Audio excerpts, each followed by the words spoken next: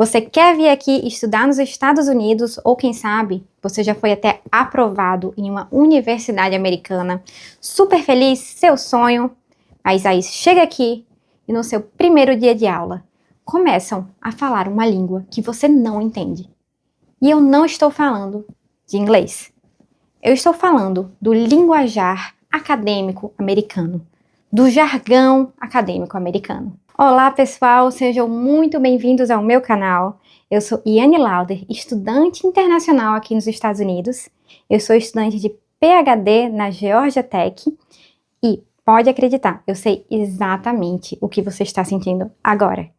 Você procura o site de universidades americanas, encontra várias palavras que você nunca ouviu falar e que não aprendeu nas suas aulas de inglês.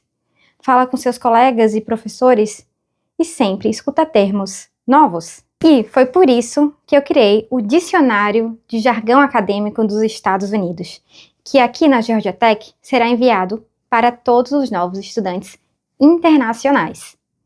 Se você quiser saber o pulo do gato, as principais palavras que você tem que saber ao chegar aqui na Universidade Americana, fica aqui no vídeo. Também não se esquece de se inscrever no canal e ativar o sininho, porque esse vídeo vai ser seu melhor amigo a partir de agora. Esse vídeo vai ser dividido em 5 partes e é um guia de sobrevivência das principais palavras que você com certeza vai precisar aqui nos Estados Unidos. E já vamos começar com o famoso falso cognato graduate.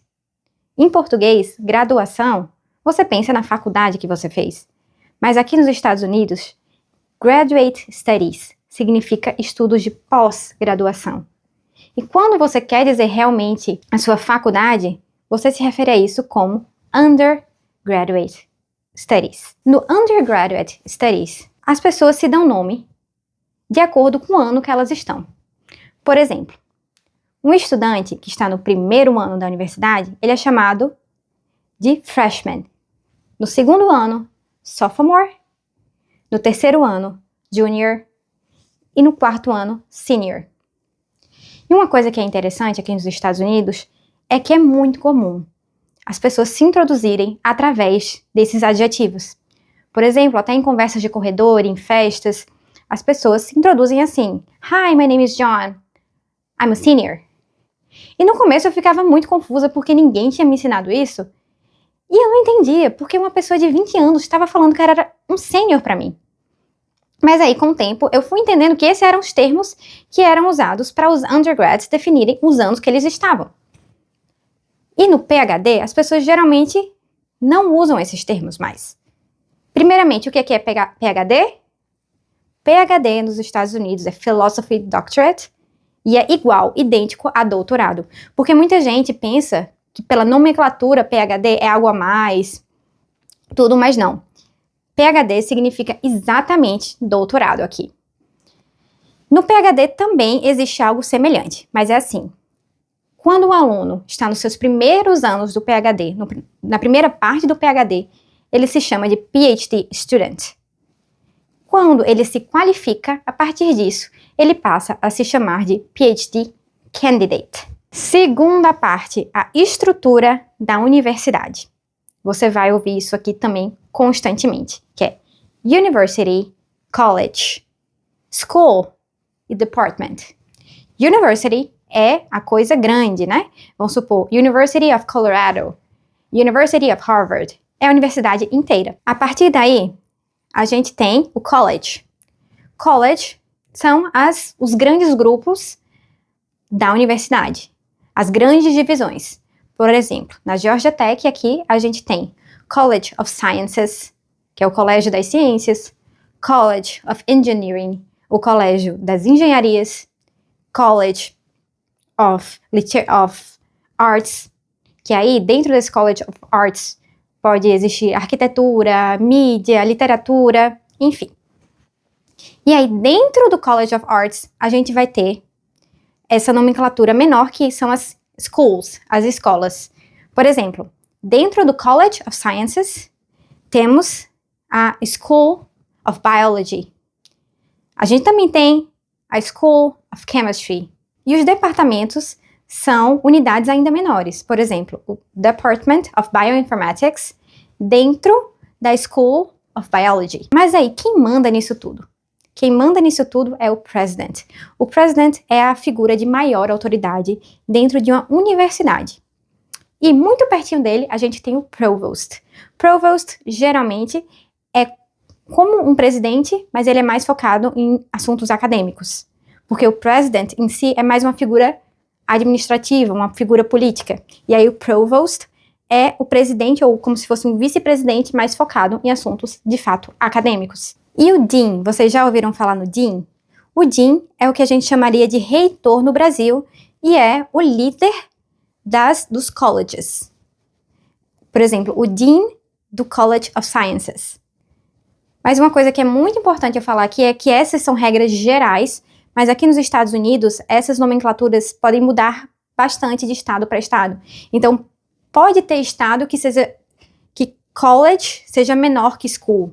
Mas o que eu tô falando aqui é uma regra geral para a maioria das universidades. Mas você provavelmente não vai lidar diretamente com essas pessoas que eu acabei de falar, correto? Você vai lidar diariamente com seu professor, com seu PI, Principal Investigator, que é o chefe do laboratório. Mas assim, aqui nos Estados Unidos, a gente também tem múltiplas nomenclaturas para professores. Primeiro e mais importante, tem professores que são tenured e tem professores que estão no tenure track. Tenure é uma posição aqui, é um status que você confere a um professor que confere mais estabilidade, mais direitos em relação àquilo, e tenure track é o caminho até essa estabilidade. Então, o seu professor pode já ser tenured ou ele pode estar no tenure track. E aí, dentro do tenure track, a gente também tem subnomenclaturas que implicam uma ascendência na hierarquia do professor, que são Assistant, Associate e Full Professor. Parte 3, que é a parte que mais dói. Vamos falar sobre dinheiro, sobre a parte financeira, que é muito importante entender muito certinho. Primeiramente, o que é uma tuition? Tuition é o valor da educação em si. É o valor que você paga por estar tendo aquela aula, aqueles créditos, aquele curso. Então, quando você recebe uma tuition waiver, significa que você não tem que pagar essa tuition. E fees? Fees são as taxas que não são diretamente relacionadas ao estudo, à aula em si. Por exemplo, taxa de saúde, taxa pela academia, esse tipo de coisa. Em geral, as fees são muito menores do que a tuition. Em muitas universidades, quando você é aprovado, elas podem te dar uma tuition waiver, que é você não tem que pagar a tuition, mas é mais raro que a universidade te dê também uma fee waiver, que você não tenha que pagar nem as fees. Então, muitas vezes, você ganha a tuition waiver, mas ainda tem que pagar essas fees, essas taxas de saúde, de academia da universidade, taxas mais burocráticas. Mas como é que você paga essas fees e essa tuition? Se você estiver indo para um curso de undergrad, pode ser que seja simplesmente do seu bolso, tá bom? Mas, especialmente, se você estiver num curso de graduate, no PhD, você provavelmente vai receber tuition waiver, você não vai ter que pagar a tuition, e ainda vai receber um stipend. Esse stipend, ele pode sair de 2 lugares. Pode ser um stipend por GTA, um stipend por GRA. GTA é Stipend de Teaching Assistant. É basicamente uma monitoria, você vai ajudar no andamento de algum curso, de alguma disciplina, como grade, né, dar nota para os alunos ou até dar algumas aulas, e a partir disso, a universidade vai te pagar um salário. Ou pode ser GRA, Research Assistantship, em que você vai ser um assistente de pesquisa no seu laboratório e vai ser diretamente o seu laboratório que vai te pagar. Em geral, isso não é uma regra, tá? Mas as pessoas que têm oportunidade preferem ficar como GRA, porque você vai acabar fazendo atividades que são mais direcionadas, que vão ajudar mais a sua pesquisa do que um GTA. Na minha universidade, os salários, os stipends de GRA e GTA, eles têm por obrigação que ser idênticos, mas aí, dependendo da universidade, eles podem ser diferentes, e um pode ser maior que o outro. Além disso, você ainda pode receber dinheiro dos fellowships. O que é um fellowship? É basicamente um prêmio. Por exemplo, você pode ser premiado porque a universidade considerou que você foi o melhor aluno daquele ano na sua área. Ou então você concorreu a um prêmio na internet e ganhou um dinheiro a mais. É quase como um presente. Preste atenção que tem alguns fellowships aqui nos Estados Unidos que eles são exclusivos para americanos e já existem outros fellowships que são mais abertos. Parte 4. Agora que você já entendeu as principais nomenclaturas relacionadas ao dinheiro, é importante que você entenda as principais palavras usadas em sala de aula. Primeiro, qual vai ser a sua nota? Aqui eles não aplicam um sistema de 0 a 10 nem de 0 a 100, tá? É quase sempre um GPA. GPA é a nota final, mas o GPA é dado de 0 a 4. E também a nota em letras, A, B, C, D. E aí, a nota em letras é conversível ao GPA e vice-versa. Uma diferença cultural que eu achei muito interessante aqui nos Estados Unidos é que a correção em si, o grading, ela é muito similar ao do Brasil, certo? Em relação a nível de dificuldade. Porém, quando você dá a nota, eles tendem a ser um pouco lenientes aqui. Por exemplo, no Brasil, uma nota 8 seria considerada muito boa. Mas aqui nos Estados Unidos, um B, que seria mais ou menos compatível com 8, já não é considerada boa. Por exemplo, um aluno que tem a maioria das suas notas 8 no Brasil, ele é considerado um bom aluno. Enquanto aqui, um aluno que tem a maioria das suas notas B, já não é considerado um bom aluno. Tem alguma coisa suspeita a respeito daquela pessoa. E isso é engraçado porque quando você vai submeter seu currículo aqui, pode ser que eles não entendam essa diferença cultural. Porque, por exemplo, seu GPA geral pode estar 3.2, vamos supor 8.5, que no Brasil seria uma nota normal, uma nota boa, dependendo do seu curso. E aqui não, aqui já é uma coisa para se preocupar. E aí, todo começo de aula, todo começo de curso na Georgia Tech, na primeira aula, os professores falavam assim: aqui a nota é competitiva, ou aqui a nota é não competitiva. E eu ficava sem entender, como assim nota competitiva?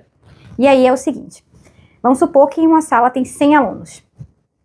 E aí, antes da prova, o professor já define que as 10 melhores notas vão ser a mais, aí depois as 40 melhores notas vão ser A, e que vai ter 5 pessoas que vão ser reprovadas, que vão ser as piores notas.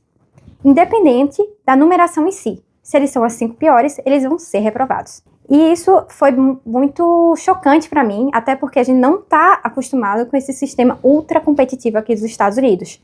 Mas não estranhe se isso acontecer na sua aula. E entenda quando o seu professor falar que a nota é competitiva. Mas isso pode acabar sendo bom ou ruim. Porque às vezes pode abaixar sua nota, mas muitas vezes você pode acabar sendo puxado positivamente com a curva também. Se você tá gostando desse vídeo, não esquece de dar um like e se inscrever no canal. O apoio de vocês é muito importante para eu continuar fazendo guias para ajudar os novos estudantes internacionais aqui nos Estados Unidos. E parte 5, agora vamos falar dos courses em si, das disciplinas. Primeira coisa que você tem que fazer quando você se matricular, ou seja, fazer a registration na disciplina é o quê? Ler os syllabus. O que é syllabus? Nossa, eu ouvi essa palavra tantas vezes antes de entender o que realmente era. Syllabus é simplesmente um contrato. Todo curso aqui nos Estados Unidos tem um syllabus. É um contrato daquele course, daquela disciplina especificamente. E aí, nesse contrato tem escrito o calendário das aulas, o que o professor espera de você, quais são suas obrigações, quais são seus direitos, quais são as possíveis punições que você pode vir a sofrer. Então, quando você faz a registration num course, você está implicitamente aceitando aquele contrato. Por isso que é muito importante ler. Aqui nos Estados Unidos, a gente tem vários tipos, várias formas de organizar uma aula. E eu vou citar 4 aqui que são bem comuns. Primeiro, se você vê lá no syllabus, que é uma aula do tipo lecture, é aquela aula normal, expositiva, em que o professor basicamente expõe e os alunos escutam. Recitation é um tipo de aula que quem dá geralmente são os GTAs, são os monitores, os Teaching Assistants, e são em grupos menores, mas tirando dúvida, discutindo, são bem interessantes. O terceiro tipo de aula que é muito comum são lab sections. São basicamente aulas de laboratório. Mas pode ser no formato de laboratório que você está acostumado, que são, por exemplo, laboratório de biologia, de química, de física, que são os wet labs, que são os laboratórios molhados. Pode ser também dry labs, que a gente chama de laboratório seco. Na minha área, que é bioinformática, a maioria dos laboratórios são laboratórios secos, que são laboratórios de computação. E aí, geralmente, a faculdade tem clusters computacionais, né, para aumentar a capacidade dos computadores. E aí podem ser outros tipos de laboratório também, como, por exemplo, laboratório de linguagem, laboratórios de field research, que é aquele laboratório mais aberto, laboratório de campo. E, finalmente, temos a aula do tipo Pop Quiz. É uma aula em que se dá um exame surpresa para os alunos, e estava planejada uma aula normal, mas na verdade essa aula normal foi convertida em um exame surpresa, e aí pode ser tanto o exame oral quanto o escrito.